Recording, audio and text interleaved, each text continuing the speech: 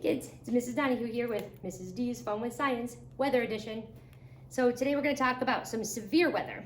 And the difference between severe weather and just regular weather is that it's just that. It's more intense, it's more severe, it's stronger. And severe weather is the kind of weather that can actually cause damage to trees, buildings. It can even harm, people or animals if they're outside during this type of weather. So today we're going to do an experiment where we're going to create some of that severe weather in a jar. We're going to make a tornado in a jar. So first thing you're going to need for supplies is, well, a jar. So you need a jar. Again, probably about 3/4 filled with water, just like when we did the cloud in a jar. This one is a plastic jar. And again, I got a lot of these supplies either out of the cabinet at my house or at the dollar store. So 3/4 full with water. And it should be a jar that has a lid because you're going to need the lid for this. You're going to need vinegar,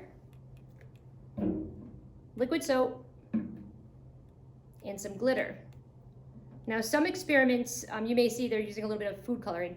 I've tried the food coloring a couple times and even just one drop I feel made it too dark and you couldn't really see the cyclone inside, so I'm going to skip the food coloring for this one. So the vinegar, you really only need about 1 or 2 tablespoons, not a whole lot. And the soap, pretty good squirt of soap. Not too much though. Too much is going to be too sudsy, but not enough, you're not going to have enough bubbles. So it's tricky to figure out the right amount, so you might have to try a couple of times.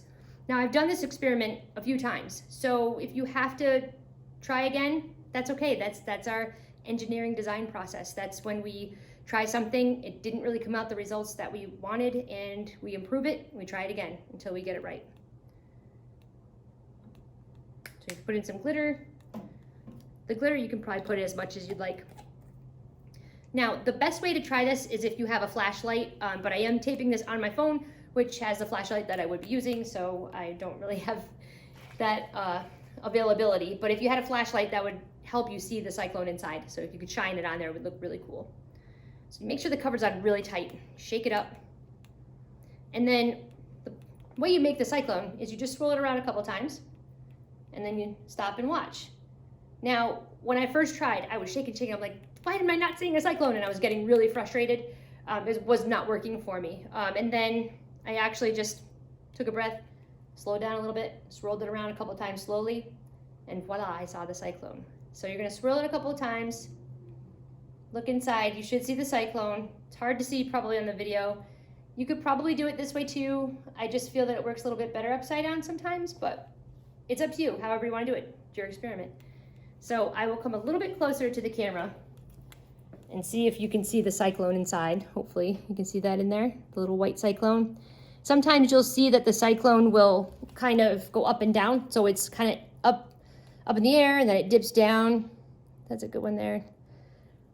And a real cyclone might do that. Real tornadoes sometimes don't even touch the ground at all. Sometimes they'll touch the ground and go up and touch the ground and go up. They say we have probably about 1,000 tornadoes in the United States every year, so they're pretty common. And with all the science and the research that's been done over the years, we've learned a lot more about them to stay safe and stay protected. So that is our tornado in a jar. So hopefully you get a chance to try it. Again, this is not a requirement. This is just for fun if you want to try it. If you do try it and you want to send me a picture or a video, that would be awesome. I would love it. If not, have fun with it. Let me know how it goes, and I'll see you next time.